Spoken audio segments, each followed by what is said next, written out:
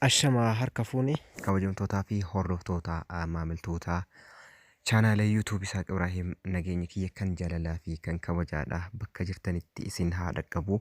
Assalaamu alaikum wa rahmatullahi wa barakaatuh isiniin jedha. Jidduu kana informationii xiqqoo isin biraan gahaatii jira bifa oduutiin bifa gabaasa adda addaatiin informationii tokko tokko isin biraan gahaatii tureera jechuudha. Yeroo barnoota isiniif kennu jidduudhaan dhaabeetiin ture. Yeroo muraasaaf jechuudha torbee tokkoof yookiin akkas guyyaa 10 jechuudha.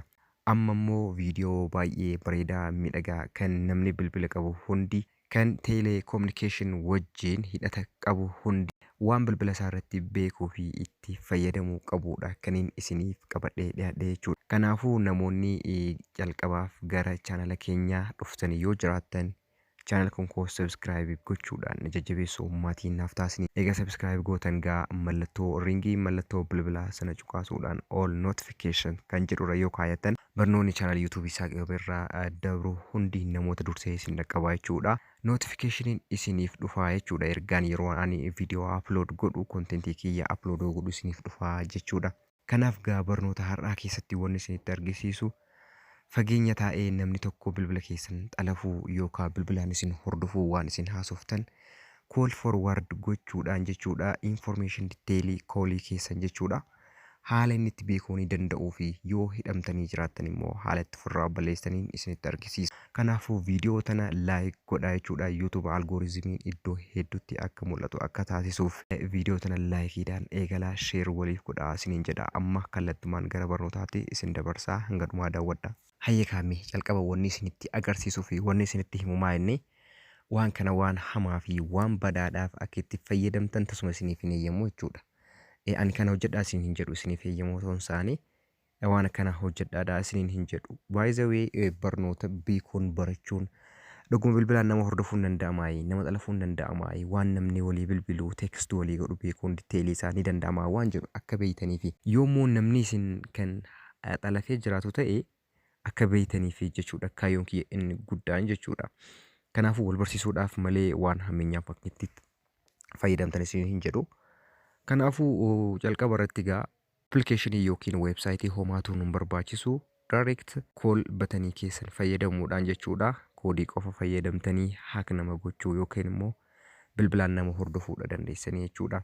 Jalqaba irratti waan kan hojjechuudhaaf bilbila nama barbaaddanii san lakkoofsa bilbilaa otoo hin taane lakkoofsa bilbilaa ni beektanii lakkoofsa bilbilaa nama sanii garuu immoo qafoo isaa bilbila isaa jawaala isaadha of biraa qabaachuu qabdu jechuudha. Jawaala isaa of biraa yoo qabaattan koodii irratti guuttan jechuudha. Koodii sana booda haala itti guuttaniin isinitti argisiisa. Mee amma gaa bilbila kiyya kanarraa lakkoofsa lamatu jira. Lakkoofsa bilbilaa lamatu jira lachuu hidhamuu fi baachuu isaa mee jalqaba maaltu akka jiru isinitti argisiisa jechuudha. Jalqaba koodiidhaan isinitti argisiisa. Bilbilli kiyya kun hidhamee jira moo namni dana xalafee jira moo hin xalafee hin jiru waan jedhu yookaan immoo bilbila biraarratti hidhamee jira moo hin hidhamee hin jiru kan jedhu wajjin ilaalla jechuudha. Kanaaf amma sarara lama asirraa qaba mee sarara tokkoffaa kanaan isinitti argisiisa. Kanaafuu koodii amma galchu kanaan bilbilli keessan hidhamuu fi baachuun ilaaltu jechuudha jalqaba. Mee fakkeenyaaf amma koodiin isa kanaa koodii kana qabadhaadha. Star urjii achirraan immoo mallattoo riqichaa san booda 67 godha. Achi booda mallattoo riqichaa fe'aa jechuudha. Mallattoo riqichaa haala kanaan erga godhee amma ni bilbilaa mee sim waan bilbileetii haala haalu MMI code started jedheera. Amma gaa waan hanga 8 as biratti argitan hundisaa no forwarded jedha. Hundisaa call forwarding MPC jedha. Kun hundisaadha forward hin taane jechuudha. No forwarded jedha jechuudha. 1 2 3 4 5 6 7 8 waan 8 jechuudha. Kuma tokkooyyuu hin hidhamne yookiin immoo hin xalafamne jechaadha. Simtuu immoo amma meera deebee isinitti argisiisa. Okay. 67 godhee amma simtuudha jechuudha. Simii lammaffaati kan ani ilaalu. Kunoo hundisaa waan tokkoyyuu forward hin taane jechaadha. Kanaaf amma akkamitti forward akka gootanii akkamitti akka xalaftanii isinitti argisiisa.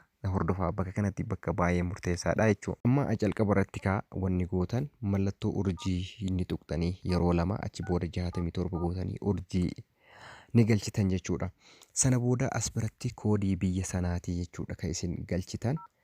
Fakkeenyaaf asirratti kan Itoophiyaa yoo ta'e jechuudha 251 kan Saudi Arabiyaa yoo ta'e +966 ta'a jechuudha. Kanaafuu 251 934 duwwaa 991 30 haa godhume nama.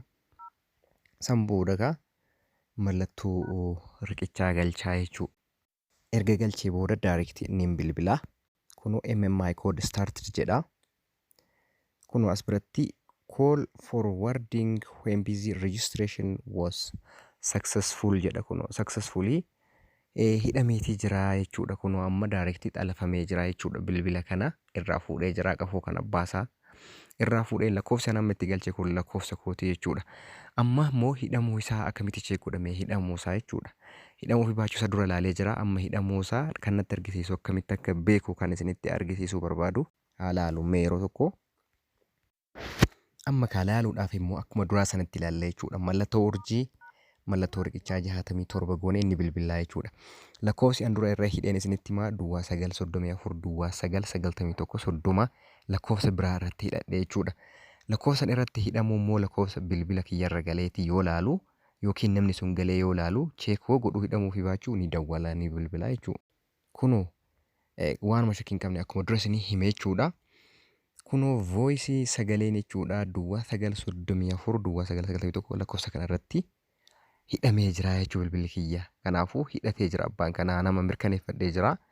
Waan hidhatee fi kunoo haala kanaan cheek godha amma ofirraa balleessa jechuudha. Koodii nama murteessaan immoo ofirraa haqaa jechuudha.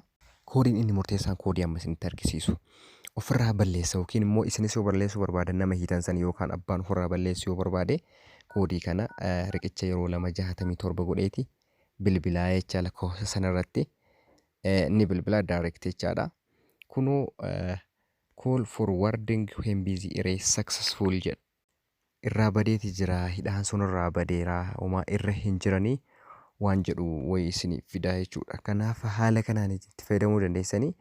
Baay'ee waan kun waan qabatamaadha jechuudha. Bilbila lama yoo qabaattan lakkoofsa bilbila lama yoo qabaattan jechaadha. Lamaan isaatii yaaltanii direct bilbila biraatiin bilbiltanii check up gochuu dandeessan jechuudha. Kanaaf barnoota kana waan biraatii fi waan hammeenyaatiif itti hin fayyadaminaa isiniin jedha. Barnoota kiyya kanarraa kanumaan hin goolabaa gaafii yoo qabaattan description box keessa channel kan koo telegramni kan koo Google accountiin emailiin jechuudha. Snapchat accountii hundisaa achi keessa jira. Karaa saniin waan barbaadan gaafachuu dandeessanii kanarraaf jennee kanumaa horaa bulaa deebana.